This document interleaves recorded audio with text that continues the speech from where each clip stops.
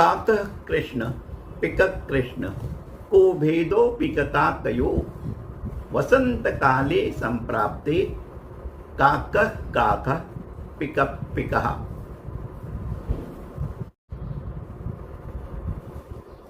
हे सुभाषित अत्यंत सुंदर आहे। या सुभाषितामध्ये काकः म्हणजे कावळा आणि कृष्णः म्हणजे काळा, कावळा रंगाने काळा असतो। पिकः म्हणजे कोकिळा, कृष्णः तीही काळी असते। कावळा आणि कोकिळा दोघंही कृष्णवर्णीय आहे। बघा, कावळा झाडावर बसलाय, कोकिळाही झाडावर बसली आहे। आपल्याला दुरून कावळा आणि कोकिळा याचा भेद चटकन लक्षात येत नाही, परंतु ज्या वेळेला वसंत ऋतू येतो त्यावेळेला कोकिळा वसंत ऋतूचं स्वागत करताना आपल्या मधुर आवाजामध्ये गाते। कोकिळा कुहू कुहू करते,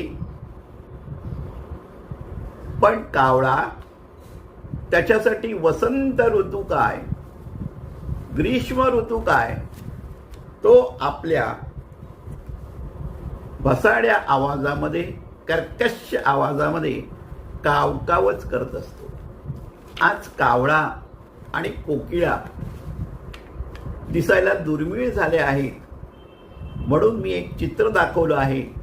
त्यावरून आपल्याला कावळा आणि कोकिळा यांच्या साम्यतेचं दर्शन होऊ शकतं। बघा, व्यवहारामध्ये सुद्धा आपण बाह्य रूपावरून एखाद्याची जर परीक्षा करायला लागलो तर त्यात चूक होऊ शकते।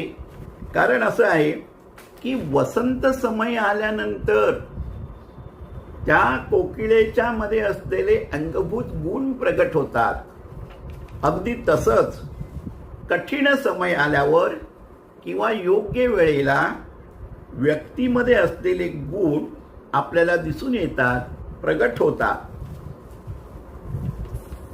या सुभाषिताचा 3 नंबरचं चरण किंवा 3ऱ्या चरणामध्ये पाठभेद आहे। काही ठिकाणी वसंत काले संप्राप्ते असं म्हटलेलं आहे, अथवा वसंत समये प्राप्ते असं म्हटलेलं आहे। अनुष्टुप छंद असल्यामुळे दोन्ही ग्राह्य आहेत। दोन्हीमध्ये 8 अक्षर आहेत। आता बघा, या सुभाषितामध्ये एखादं तत्व किंवा सत्य सांगताना जर उदाहरण दिलं जातं, त्या उदाहरणाला दृष्टांत असं म्हणतात। माणसाची ओळख गुणानं होते, त्याच्या रूपानं होत नाही, हे सत्य सांगण्यासाठी या सुभाषितामध्ये कावळा आणि कोकिळा यांचा दृष्टांत दिलेला आहे।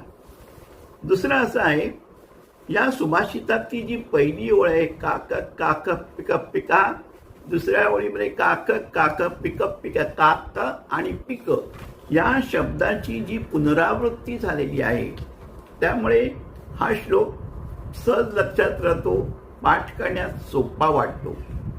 आणखीन एक महत्त्वाचं सांगतो की हे जे सुभाषित आहे, या सुभाषितामध्ये मानवी जीवनातील अनेक पैलूंचं दर्शन आपल्याला सहज घडतं। मी इंग्रजीमध्ये या श्लोकाचं अत्यंत सोप्या शब्दामध्ये भाषांतराची एक स्लाइड टाकलेली आहे, ती तुम्ही अवश्य पहा।